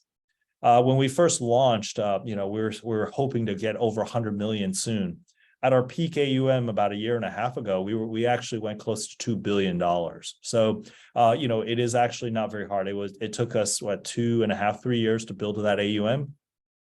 At the same time, we also lost a good portion of that AUM when Bitcoin went from 60,000 to 15,000. And we didn't lose any clients. It's just the asset we hold is worth a lot less than it used to hold. So on that, unfortunate note, I'm going to pause here. I'm happy to take questions, and I know we're running short on time.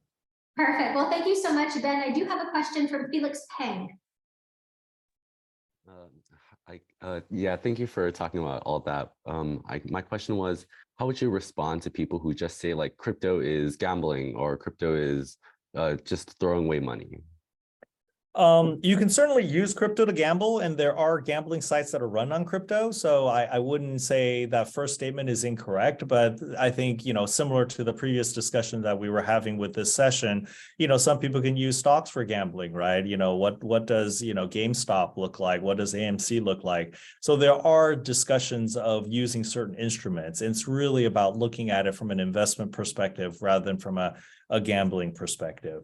In terms of, is it money thrown away? I think it really comes down to, what are people doing in this space? And from my perspective, a lot of what we're doing, a lot of, my colleagues in this space, we are actually trying to build infrastructure. We're trying to build, rails to try to improve existing finance, looking at transfers, looking at, creating decentralized finance, looking at the NFT world, looking at enabling gaming and so forth. These are all rails that would help the financial side of what we do. And we believe that we're building infrastructure for the future. So we don't really think it's money thrown away, although there are certain projects which can be construed as money thrown away. And I'm not trying to defend everybody in the industry.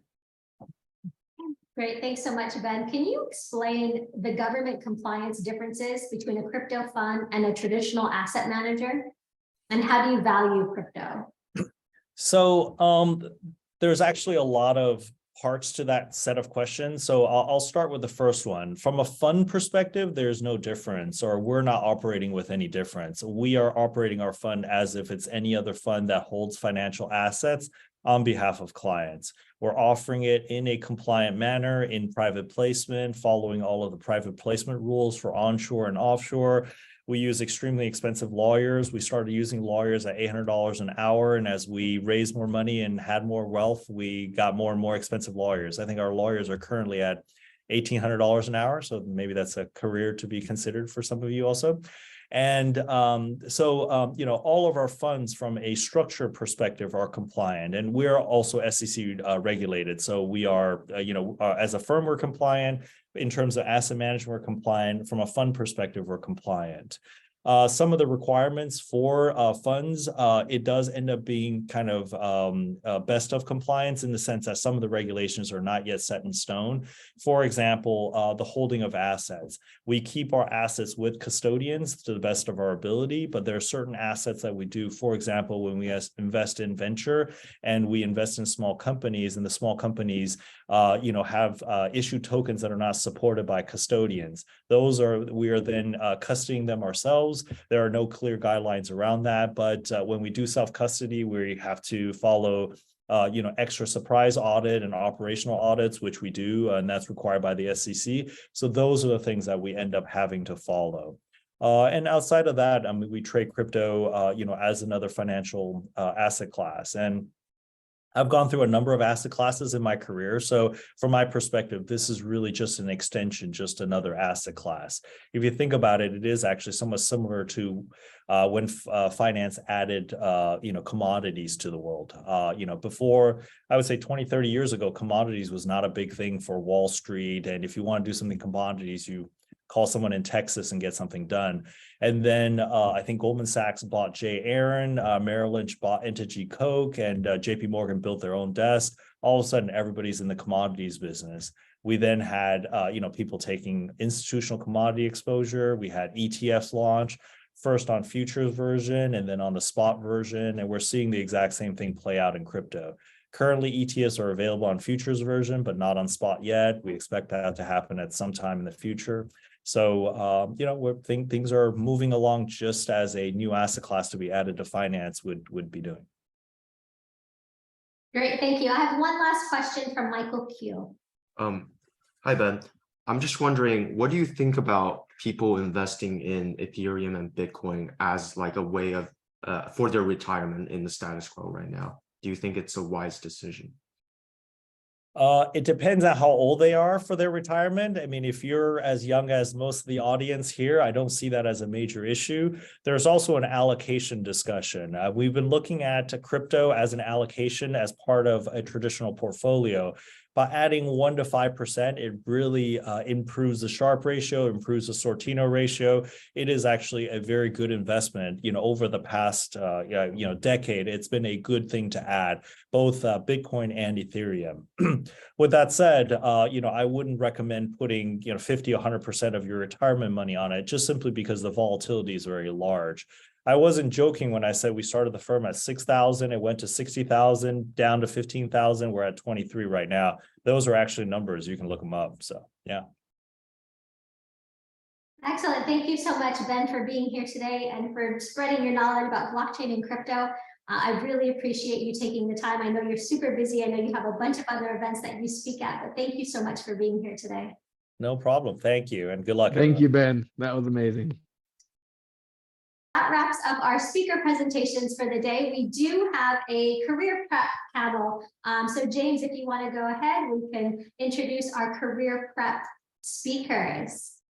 Yeah, so and thank you. Sorry we're running late for those who are on the panel, but wow, what an event we've had so far, and we've gotten a lot of good career advice so far, but I think you're all in for a treat.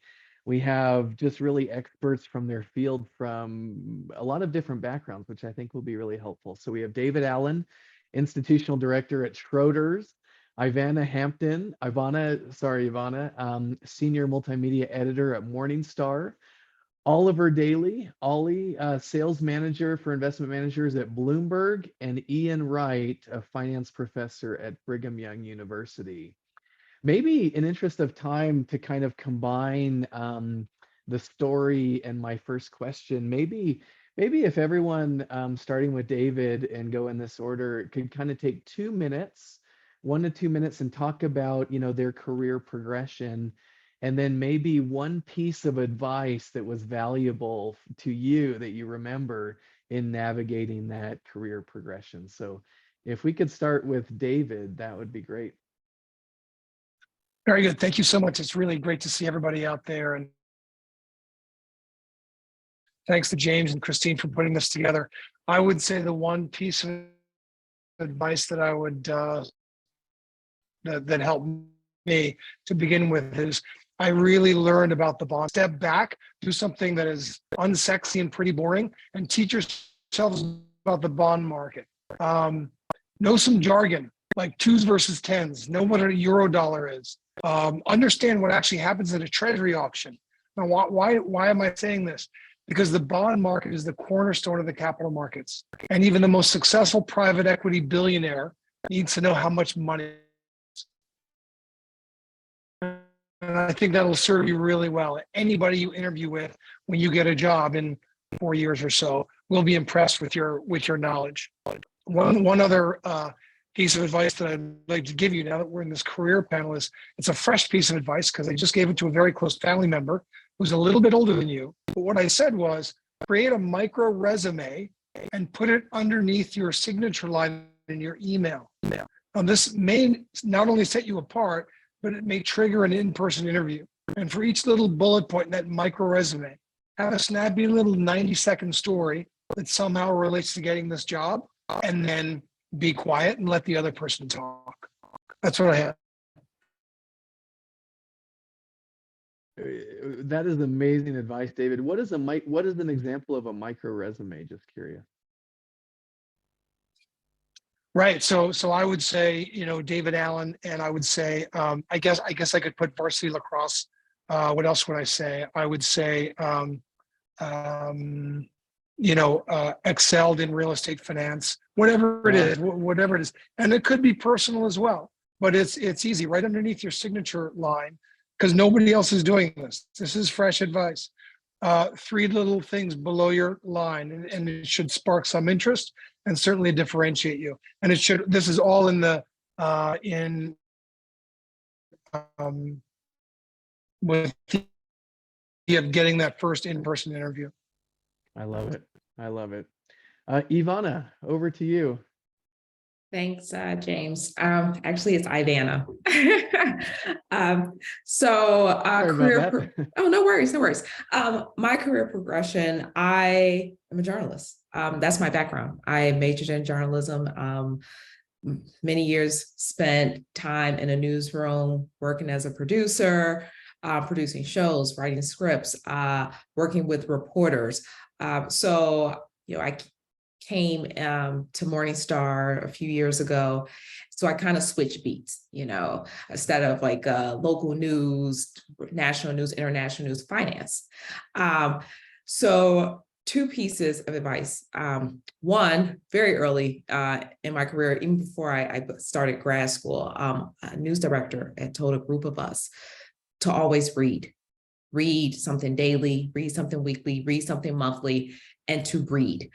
So that's what I would tell you guys, because you want to get as many different perspectives as possible, and you just want to be aware of what's happening in the world, especially when it comes to finance, because you may read one news outlet and then you read another, and it's two different audiences, and you would get the benefit of getting information that's targeted to multiple groups. And then the other piece of advice I got mid-career was that not every day is going to be like an A+ day, even though your effort level is the same. You're not going to feel like you walked out and it's like, okay, that was an A day, but I gave 100%. Sometimes you're going to give 100% and it's going to feel like a C. So to show yourself compassion, those would be the pieces of advice I would give you. I love that. Thank you, Ivana. Oliver. Oh, you're on mute, Oliver. Famous COVID, right? Oh, you're on mute. You're on mute. But hi everyone. I'm going to make an attempt at giving you my micro resume in 90 seconds. So here goes. So my background is somewhat non-standard in the context of your traditional finance professional. So I grew up in Jamaica. That's my origin story. So a lot of what was being said today resonated to me. So if you think about when I was a child, the thing to do in terms of building friends, our version of social media was a pen pal, which simply mean that you had a friend abroad that you used to send letters to each other just to exchange notes, tell them about your story and so forth, and vice versa, just to catch up. If you think about where we are now, we have our TikToks, our Facebook, and so forth. So just trying to paint a picture for you from, I guess, where I started my life. I grew up in Jamaica. I ended up going to university in Jamaica, but by the time I got to university, I knew I wanted to pursue a career in finance, something business related. At the time in Jamaica, the thing to do was to end up in retail banking.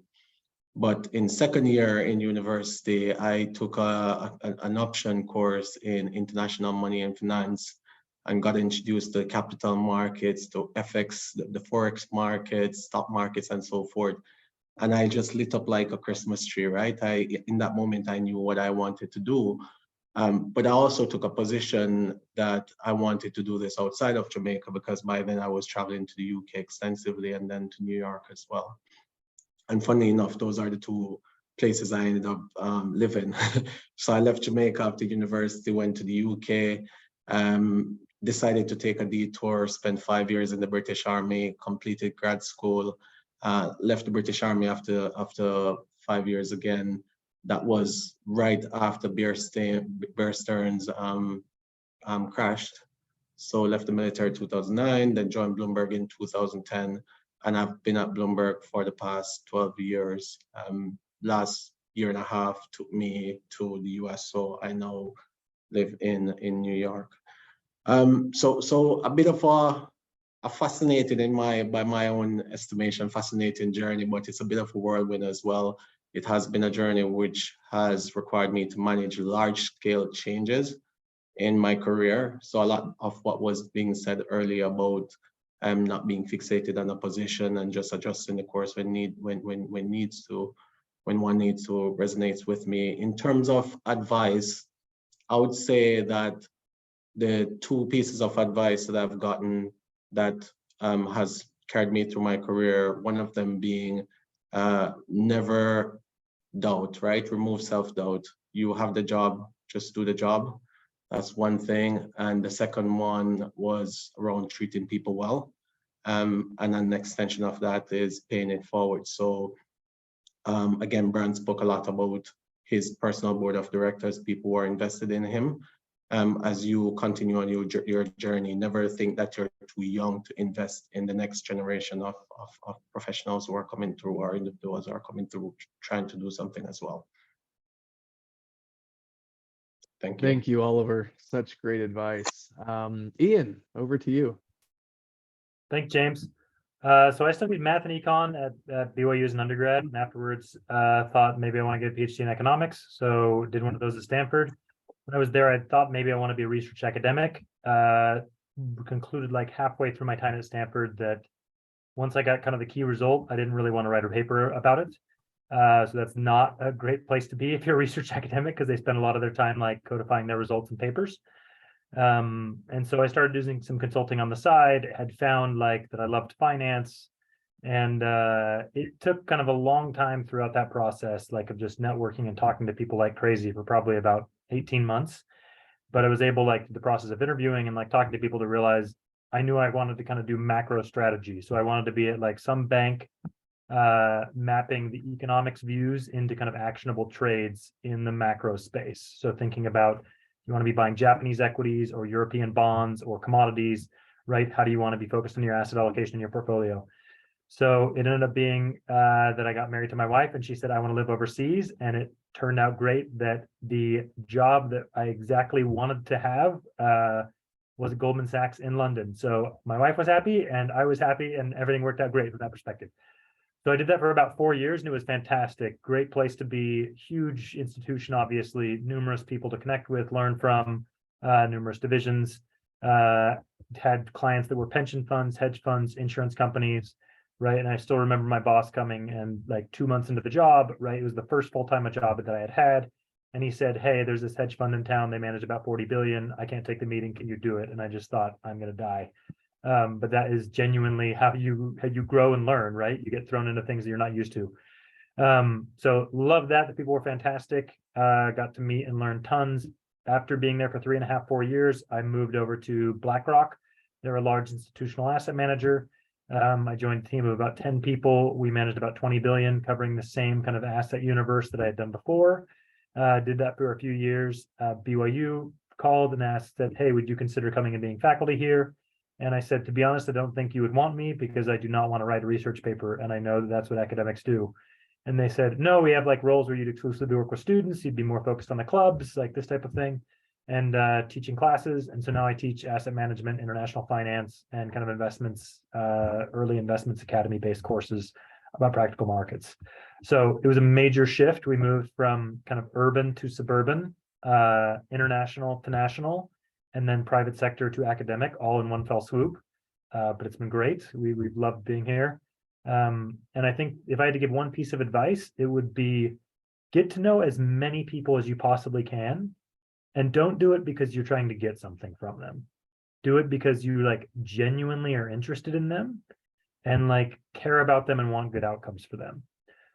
It's super counterintuitive, because you'd think if I'm not focused a ton on my own career and I'm just focused on like helping other people do better, how am I going to progress? But practically, when I was hiring people, the people I wanted to hire were the people that were like worried about making their teammates look good. They were worried about like making the client look good. They were worried about like us having a good product, right? Not just like them progressing. And similarly, the people that want to hire you, right? Do you want to get hired by someone that is genuinely interested in you? Or do you want to get hired by somebody that only wants to like use you as a conduit to advance their own career, right? So if you can build the habit now of just being genuinely interested in people and caring about to helping them have good outcomes, this will be a massive advantage to you in your career. Wow, amazing advice. And yeah, what an awesome panel we've had so far. So the time is now yours. Students, feel free to ask questions. So it can be a general question for anyone on the panel to respond, or it can be a direct question to one member of the panel.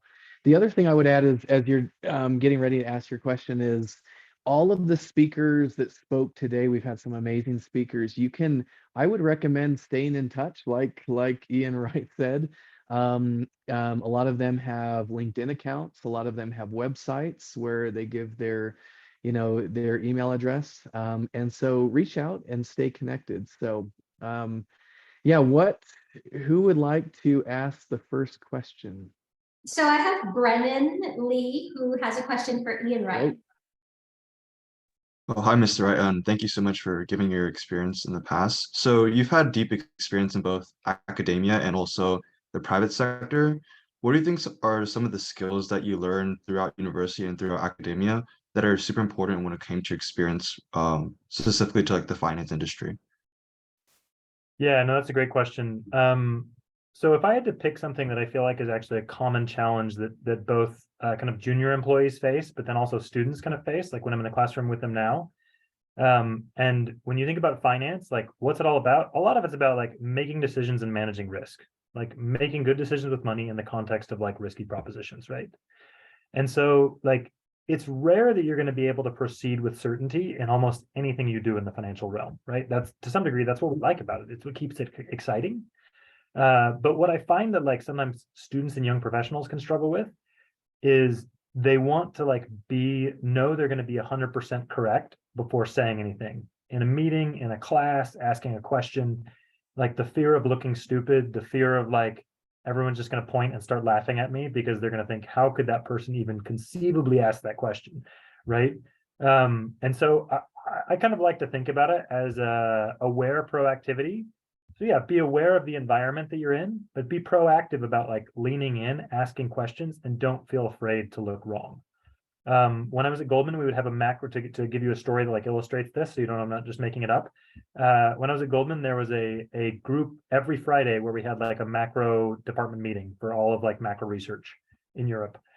And so we probably had like 50 people there. There were 3 partners. So generally people would be at the firm for like 20 years before they'd become a partner. So these are extremely senior people.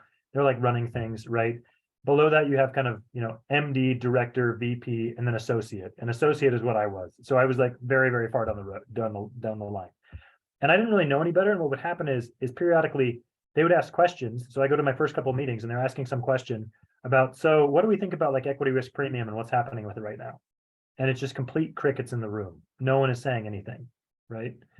And I just didn't know any better. And so I started answering the question and jumping in. And then I started doing this like each Friday. And what ended up happening is I got to know tons more people in the department. And the partners thought I was a lot smarter than I was, purely because I was the only person that would really talk, because most people were afraid of looking dumb in that context with all the senior people there, right? And so I feel like if you can get over that hesitancy that a lot of people innately have, which maybe you've already gotten over, this will be a massive advantage to you in your life and your career. Very great. Thank you so much for that advice. Great, thank you so much. I do have a question for Ivana from William. Oh yeah, hey, Ms. Hampton. So you mentioned your past experience with journalism, Yes. and as a content manager for NBC, right? And now since you are a content manager for Morningstar, I was just curious on how exactly like did you decide to put out like what type of content like on your sites, or like how exactly do you tailor like these SEO marketing strategies like to consumers in a way? Well, before you start putting together any content, you have to know who your audience is. So when you're starting to do SEO, let me give you an example. So when the Fed chair is going to have a press conference, so in my mind, I'm thinking, what are the conversations that are taking place on Google? What are the questions people are asking? I use social media, I use SEO tools, I see what's coming up. I'm reading what other news outlets are saying. So then I'm beginning to anticipate what the potential reaction will be, and then tailoring the content to what people are going to be searching for. You're kind of trying to catch the wave, and also just being aware of what the conversation is. Like, are interest rates going to go? Yeah, higher? What are the concerns about mortgage rates? So it's tracking a lot of different things. And then the differences between what I did for NBC and what I do at Morningstar, NBC was like very much real time. So when Jerome Powell is having the press conference, I'm writing the script at the same time. And I am getting the script together. I'm getting the soundbite together. And when Jerome Powell is done talking, the script is sent off to the anchor for them to read it. Whereas I have a bit more time being at Morningstar because we take it from a long-term view. So there could be more depth brought in. We can bring in an expert to provide content and context for video or for interview for the Investing Insights podcast that I host. So I can give people more time to sit with what's happening in the news and hear from our analysts. Got it. Thank you so much. Sure. Perfect. I have a question for Oliver. Ryan Ayers has a question. So I'm going to kind of combine everybody's questions in the chat here. What do you look for in internship applicants, and what traits would you say your best interns have to stand out and be successful?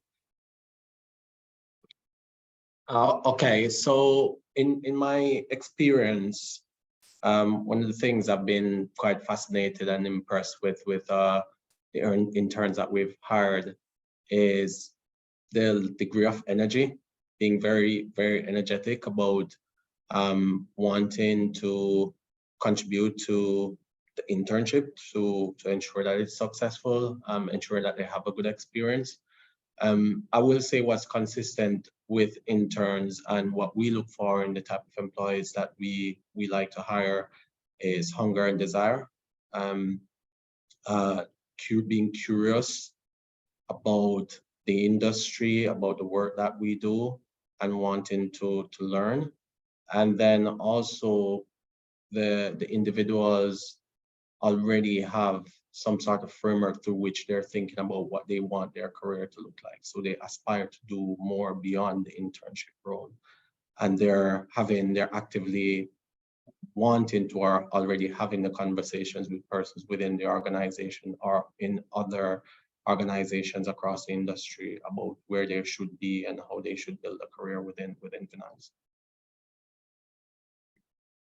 Okay, thank you. And to build off of that with another question, would you say it's better to stay at one firm throughout your entire career, or is it okay to kind of bounce around a bit based off your opportunities? Wow. So that's an interesting one because after the military, I've literally spent 12 years at the same organization. But even within the 12 years, I've done maybe about 5 different roles. For my own self personally, I've given myself a threshold. I would say I like to do a role for maximum 3 years and then move into another role. And for me personally, it doesn't matter whether the role is within the organization or across industry. So I believe that you should get different perspectives. I believe that one should again just move after a certain period of time. You will get better relationships or build relationships organically with other I guess participants within the industry. We'll also get an opportunity to understand or learn the business through different lenses as well, or also build different skill sets as well.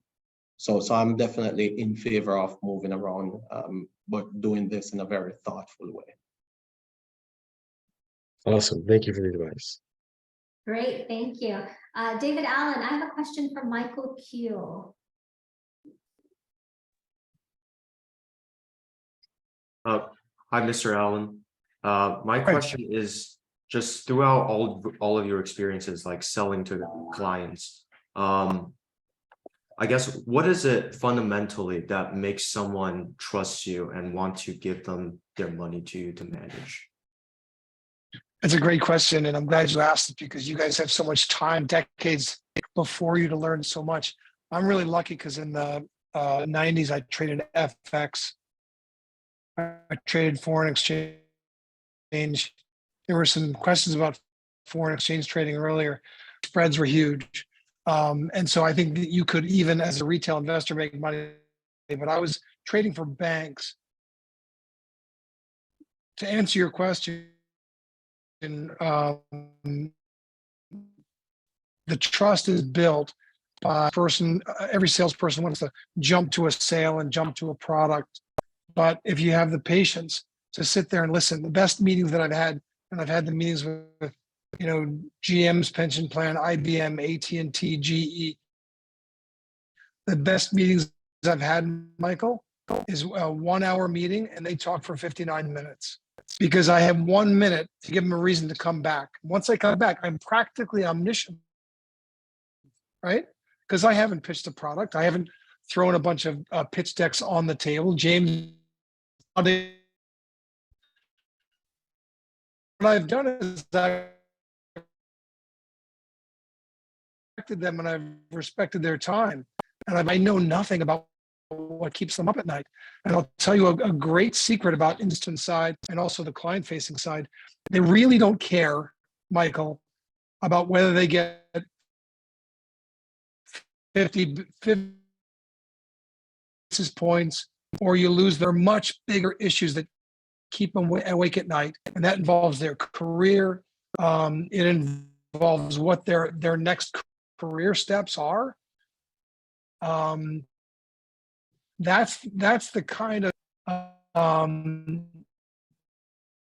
you can learn a ton, and ultimately it's a little bit penny foolish and pound wise to listen first and sell later. Does that answer your question?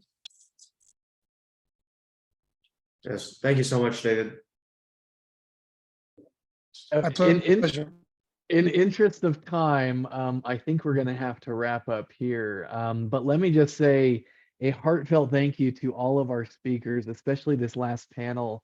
I love the diversity. I love the stories. I love the advice. I think especially our kids are so hungry for that career advice as you're choosing about careers and universities and what's next. So just thank you to the participants. You were so spot on. Great advice. To the kids, to the Young Investor Society students, I would just say follow up, build relationships, reach out on LinkedIn if they're open to it. And, and then just to reiterate, like the whole goal of Young Investor Society is to be a bridge to amazing people like we heard tonight and kids like you, because we care about you and we believe in you and the future is bright because of you guys. And we're just trying our best to be this bridge between you and your long-term success. So with that, thank you, Christine, for organizing it. Thank you for all who participated, and have a wonderful night. Thank you so much for being here. I really appreciate it. Oliver, David, thank you so much. Ivana, Ian.